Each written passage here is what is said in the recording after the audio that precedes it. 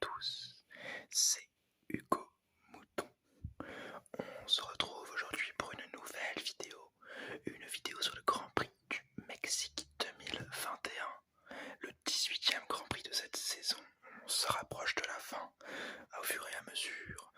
On aura bientôt fini cette saison de Formule 1 et donc cette série de vidéos et j'espère la finir avant le début de la saison prochaine pour que je puisse peut-être vous faire des vidéos sur les transferts et sur d'autres d'ailleurs vidéos sur d'autres sujets de F1 que vous pourriez me proposer si vous voulez et s'il n'y a pas de proposition de toute façon je prendrai les actualités les plus connues comme Hamilton ou d'autres, mais sinon je reprendrai aussi les grands prix rétro qui vous plaisaient bien aussi. Je l'avais vu au nombre de vues et au nombre de likes et aussi au nombre de dislikes avant que YouTube enlève, qui est selon moi une décision de merde, mais ne parlons pas de ça, parlons plutôt du Grand Prix. Commençons directement étant donné qu'il n'y a pas d'informations très importantes au début de ce Grand Prix. En FP1, Perez est à domicile et est dans la recherche de sa première pole position de sa carrière. Donc à la recherche de cette pole position, il cherche les limites et il surconduit un peu, le faisant spin dans le dernier virage, n'habilement que très peu son aileron arrière et étant imité quelques instants plus tard par Charles Leclerc, qui lui par contre abîme son aileron arrière en spinant dans le dernier virage et en tapant le mur, le mur qui ensuite donne la longue remontée pour la ligne d'arrivée.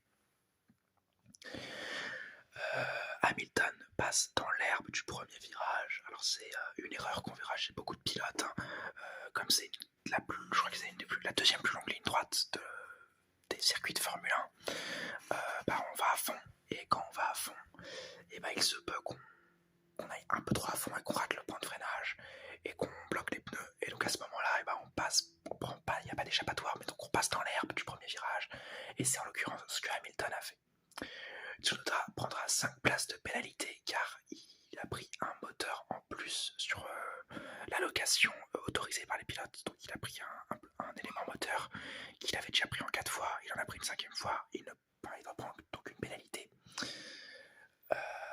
Ensuite, Gasly est hyper rapide et finit 5e cette FP1 face aux deux Alpine qui sont toutes proches de lui. Et on sait que AlphaTauri et Alpine sont en train de jouer la 5e place constructeur, donc petite bagarre qui est très intéressante. Sur cette première séance, Bottas est le plus rapide devant Hamilton. Les Red Bull sont un peu loin. En FP2, Max est le plus rapide sur une piste où il a déjà pris 2 victoires en 2017 et en 2019, alors que Hamilton détruit ses gommes au premier virage encore une fois. Gasly est P6 devant Tsunoda P8. Les AlphaTauri ont l'air en bonne forme et Vettel se loupe dans les stands et s'arrête sur les marques du stand McLaren avant de se rendre compte qu'il devait s'arrêter chez Aston Martin, et il en profite pour faire une petite blague à ses mécaniciens en citant à ses mécaniciens et en disant il m'a distrait, il est beaucoup trop beau, donc c'est plutôt marrant. Et Vettel a toujours l'esprit à rire visiblement. Russell casse sa boîte de vitesse durant cette session alors que Latifi manque de peu le mur à l'entrée du stadium, mais sans gravité donc pour les deux pilotes Williams. Mais Russell devra donc changer de boîte de vitesse, ce qui va lui faire prendre 5 places de pénalité minimum. En FP3, toujours beaucoup de poussière et de la poudre anti-huile il y a eu un accident sur une course avant, donc il y a toujours beaucoup de poussière sur ce circuit de Mexico, et là en l'occurrence sur un des virages il y a de la poudre anti-huile qui a été mise, donc anti-glisse, et cette poudre fait son effet, mais en même temps pas énormément, étant donné que certains pilotes se font avoir à cause de cette même poudre et donc de cette flaque d'huile qu'elle est censée arrêter, avec Leclerc qui spin et Sainz qui part un petit peu au travers à cause de cet endroit. Pendant cette session, de nombreux pilotes coupent le premier virage, un peu comme dans toutes les autres, et d'autres officialisent leur pénalité moteur comme Ocon, Norris et Russell. Donc Russell pour la boîte de vitesse et Ocon et Norris pour une nouvelle allocation moteur. Perez est le plus rapide de cette FP3 passer directement aux qualifications. Donc la Q1, Lance Stroll se met dans le mur au dernier virage, détruisant sa monoplace et provoquant un drapeau rouge.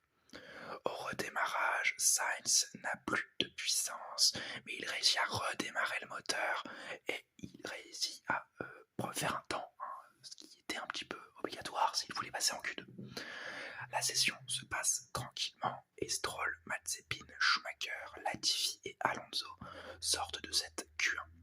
Erreur de Alpine qui voit éliminer le pilote qui n'avait pas de pénalité moteur. Ocon en fait il bat Alonso en qualification alors qu'il aurait peut-être pas dû, étant donné qu'il aurait une pénalité moteur et comme ils étaient tout proches, et Ocon aurait peut-être dû relâcher un peu les gaz sur son tour pour ne finir que 16ème, être dans les temps de qualification autorisés par la FIA et laisser Alonso passer en Q2, mais ça n'a pas été fait chez Alpine, c'est dommage et ça les pénalise. En Q2, Giovinazzi part à la faute avant le stadium et n'améliore pas, il est éliminé avec Esteban Ocon qui n'aura pas fait de temps, Russell, Raikkonen, Vettel. Ocon donc n'est pas ressorti avant la fin et s'est donc fait avoir par l'erreur de Giovinazzi parce que si il a, en l'occurrence, il voulait essayer de passer en Q3 pour que sa pénalité moteur, qui est une pénalité certes de 20 places, donc il fait matcher en tout dernier, mais il aurait pu cacher les positions des AlphaTauri s'il avait réussi à les battre durant cette Q2, mais même là il se fait avoir, donc Alpine se fait totalement avoir pendant cette qualification. En Q3, Bottas prend la pole provisoire et surprend tout le monde, car on s'attendait absolument pas à qu'il soit là à ce moment-là des qualifications. Les Mercedes cachaient leur jeu durant les séances d'essais libres, étant donné qu'elles étaient très peu performantes en FP2 et en FP3, alors que Verstappen, lui, qui était très performant, ne fait pas mieux que 3ème. Au second passage, Perez se rate à la fin de la session. Verstappen reste à la 3ème place, Gasly est 5ème et son coéquipier est un peu la cause du raté de Perez. En fait, Tsunoda a un léger travers et sort de la piste, et Perez qui est derrière lui, il est déboussolé et il sort lui aussi de la piste, ce qui dérange un petit peu Verstappen qui voit les drapeaux jaunes, ce qui a peut-être coûté la pole position à Verstappen et qui a offert le doublé, enfin en tout cas la première ligne à Bottas et Hamilton. Donc je vais vous donner la grille de départ. Bottas est premier, Hamilton est deuxième, Verstappen est troisième, Perez qui est à domicile n'est que quatrième, Gasly est cinquième, Sainz est sixième, Ricciardo est septième, Leclerc est huitième, Vettel est neuvième, Raikkonen est dixième, Giovinazzi onzième, Alonso douzième, Latifi treizième, Schumacher quatorzième, Mazepin quinzième, Russell est 16ème avec 5 places de pénalité pour changement de boîte de vitesse. Tsunoda est donc 17ème avec 10 places de pénalité pour changement, pour prise d'allocation moteur en plus. 18ème, Lando Norris avec prise d'allocation moteur en plus. 19ème, c'est Ocon qui a changé son bloc moteur entier. Et 20ème, qui partira des stands, c'est Lance Stroll à cause de son erreur en qualification. La course. Excellent départ de Verstappen qui prend la tête dans la ligne droite en prenant l'intérieur de Hamilton. Hamilton qui n'a pas défendu sur le néerlandais mais qui a défendu sur Bottas, son coéquipier. Bottas qui d'ailleurs spin et provoque un gros carambolage. Perez est troisième et se bataille avec Gasly derrière un nouvel accident entre Ricciardo et une Alfa Romeo. La safety car est déployée pour évacuer les monoplaces de Tsunoda et Schumacher qui sont accidentés et qui sont en DNF. Ricciardo et Bottas en rewind de ce qui s'est passé au premier virage. Ricciardo et Bottas passent au stand tous les deux pour changer leur aileron. Bottas il a cassé son aileron en ayant spin et Ricciardo a cassé son aileron en ayant foncé et en ayant mal freiné au premier virage sur Bottas, provoquant donc ce spin de Bottas et gâchant sa course clairement. Donc les deux changent de pneus et d'aileron. Au départ, après la sortie de safety car, Ocon, voilà, au départ du premier passage, Ocon est pris en sandwich entre Tsunoda et Schumacher. Schumacher d'ailleurs va décoller en prenant la roue arrière, la roue avant, avec sa roue arrière, il décolle et donc ça casse sa roue arrière à Schumacher. Tsunoda, lui, il est percuté par Ocon aussi et il doit donc abandonner. Ocon, lui, peut repartir, mais ses suspensions ont l'air un peu abîmées et son aileron est légèrement touché.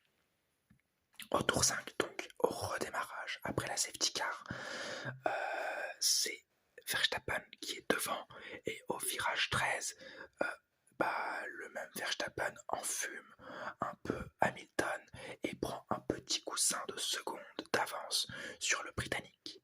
Derrière, Norris se fait avoir par Latifi et Bottas qui sont vraiment en fond de grille. Ils se battent pour les 17e et 18e places. Tour 8, Russell se défend de Raikkonen, les deux étant dans les points. Le Finlandais le passe au tour 9 dans la ligne droite, la longue ligne droite de départ. Tour 10, Alonso réalise une belle manœuvre sur les Williams en les passant dans le deuxième et troisième virage. La phase des arrêts au stand se lance et tour 20, c'est Pérez qui est de plus en plus proche de Hamilton. Tour 24, Hamilton semble désespéré à la radio, se plaignant de la vitesse des Red Bull. Et à la fin du tour 29, Hamilton s'arrête pour des durs et ressort derrière Charles Leclerc, qui, au lieu de ralentir Hamilton, pite à la fin du tour. Où Hamilton est arrivé derrière lui pour essayer de piéger Gasly. Gasly, lui, va s'arrêter au tour 32 et va ressortir devant son adversaire direct, donc le monégasque. Tour 33, Verstappen s'arrête au stand et laisse la tête de course à Pérez, première fois que le Mexicain domine son Grand Prix à domicile. Le Mexicain doit d'ailleurs rester devant Hamilton, c'est la consigne qu'on lui donne. Et tour 41, Pérez s'arrête. Tour 43, Sainz rentre enfin pour des durs après 43 tours avec des pneus soft, donc il a très bien joué avec ses pneus soft. Et tour 50, Pérez se met à rattraper Hamilton et fait un peu rêver Red Bull pour un possible doublé. Et étant donné que Verstappen est toujours devant, qu'il est toujours pas rattrapé par Hamilton. Tour 58, Sainz se plaint de Leclerc devant lui, qui est selon lui trop lent. Le team Ferrari donne donc une consigne d'équipe pour laisser passer Sainz au profit de Sainz. Donc laisser passer Leclerc doit s'effacer pour laisser passer Sainz. Tour 62, Pérez se porte à la hauteur de Hamilton et essaye de l'attaquer, tandis qu'au tour 70, Bottas s'arrête pour essayer de prendre le meilleur temps en course et donc enlever un point à Verstappen dans l'optique du championnat du monde. Toujours tour 70, Verstappen gagne le Grand Prix du Mexique devant Hamilton et Pérez, alors que ces derniers ont tout tenté pour la seconde place, et surtout Pérez qui verra quand même Hamilton s'imposer devant lui. Je vais donc vous donner la grille d'arrivée. Verstappen est premier et n'aura pas été inquiété plus que ça durant toute la course. Hamilton est deuxième, Pérez est troisième, premier podium à domicile. Gasly est quatrième, superbe résultat. Sainz est cinquième, il aura été laissé passer par Sainz à la toute fin.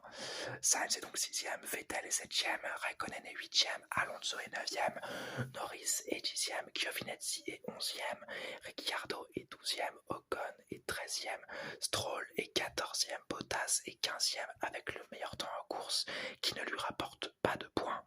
Russell est 16e, Latifi est 17e, Mazepin est 18e, Schumacher et Tsunoda sont 19e et 20e en DNF à cause de l'accident du premier tour.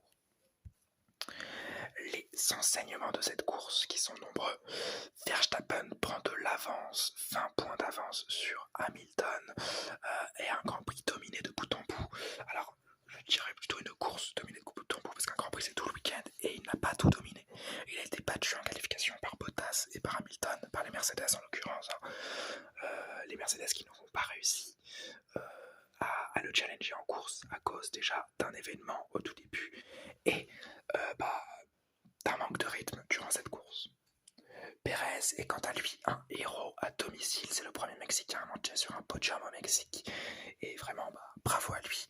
Et les célébrations à la fin, il y a eu plein de mèmes avec son daron, plein de mèmes juste avec lui, avec le public, c'était génial. c'est une très belle ambiance que j'aime beaucoup. Troisième victoire pour Verstappen au Mexique. Et il a l'air plutôt doué sur ce tracé et ça ne peut que lui plaire. Hamilton, quant à lui, était désemparé à la radio, alors qu'il semblait en meilleure position en qualification. Il s'est totalement effondré en course et en plus était abandonné par Bottas qui, après avoir fait une pole très prometteuse, se fait harponner en malchance et après il n'a pas réussi à remonter de la course. C'est dommage, c'est très dommage et j'ai même peut-être l'impression que la Mercedes n'est pas capable de remonter en fait dans le peloton. Elle est juste capable de dominer sur les premières positions, mais elle est incapable de dominer dans le peloton. Parlons de Gasly, Gasly le patron, quatrième, énorme, il a battu les Ferrari, il s'est effacé par rapport aux Alpine qui ont fini 9e et 14e, lui il est 4e, il rapporte de très gros points à AlphaTauri dans l'optique du championnat du monde. Ferrari quant à eux battent McLaren, Ricciardo et son erreur lui valent la 12e place et Norris et le changement moteur ne rapportent qu'un point. Donc la Ferrari 5e, 6e, ça s'approche d'une 3e place constructeur très méritée. Et nous allons finir sur les pilotes avec Vettel et Raikkonen dans les points, plutôt surprenant. Vettel, bon, on peut dire que ok, la Aston Martin ça a peut-être des petites fulgurances cette année et encore elle est pas très bonne. Raikkonen, je m'y attendais pas et surtout que Giovinazzi est 11e et qu'il aurait lui aussi pu aller chercher des points, donc vraiment bravo à Alfa Romeo qui eux aussi dans l'optique du championnat. Alors c'est un peu plus anecdotique parce que Alfa Romeo ils sont je crois 9e du championnat avec à la bataille avec Williams et Williams a pris des très gros points avec le podium de Russell, donc c'est encore compliqué d'aller les chercher, mais il y a peut-être moyen d'aller chercher cette 8e place pour Alfa Romeo qui est en plus vous le savez mon écurie préférée avec Ferrari, c'est mes deux écuries favorites en F1, donc voilà, je serais content qu'ils y arrivent. Et nous allons terminer cette vidéo sur le Grand Prix du Mexique, en l'occurrence une superbe piste, toujours très cool, toujours très rapide, la ligne droite, vraiment c'est ce qui fait le charme de ce Grand Prix, et le stadium avec les supporters totalement fous, ça aussi, ça fait beaucoup de bien de voir ça, j'aime beaucoup en tout cas.